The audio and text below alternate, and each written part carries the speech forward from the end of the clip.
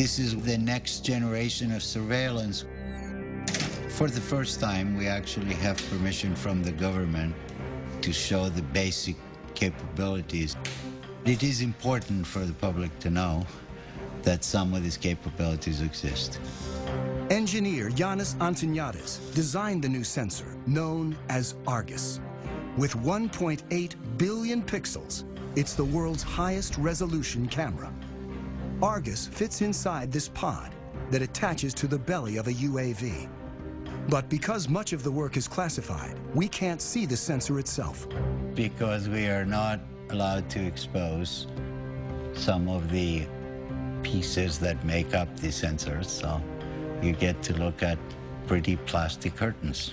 Also known as wide area persistent stare, Argus is the equivalent of having up to 100 predators look at an area the size of a medium-sized city at once. This image was taken 17,500 feet above Quantico, Virginia, and covers 15 square miles.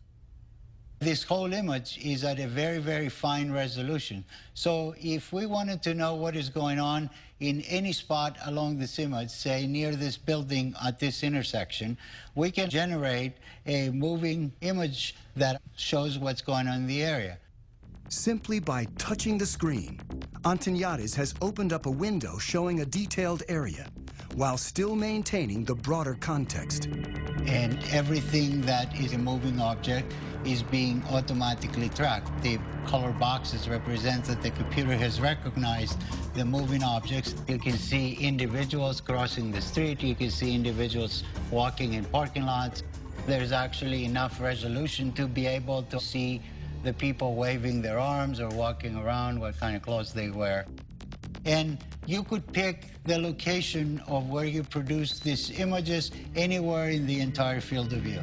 Antoniadis can open up to 65 windows at once and can see objects as small as 6 inches on the ground. From even 17,500 feet, the white thing that you see flying around is a bird.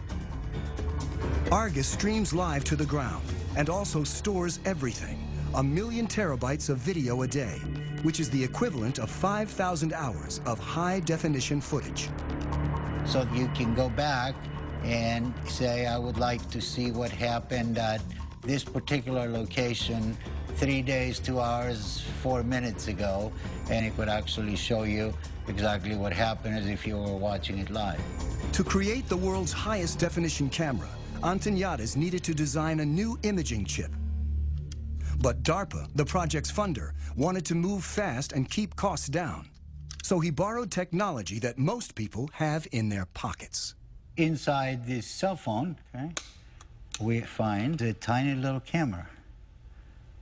So if you were to take off the majority of it, you'd be left with an imaging chip.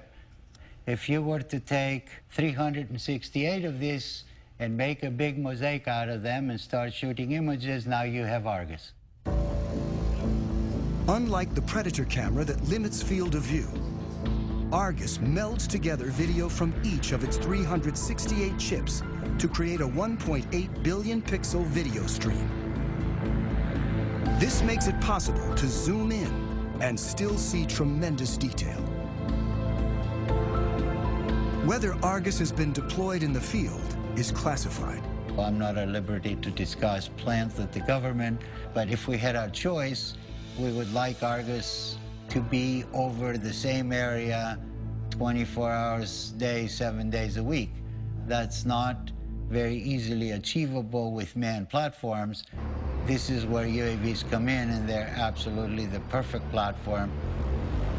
Argus may be mounted on an armed UAV like the Predator, a long-range platform like the giant Global Hawk, or a development craft called the Solar Eagle that may someday stay aloft for years at a time.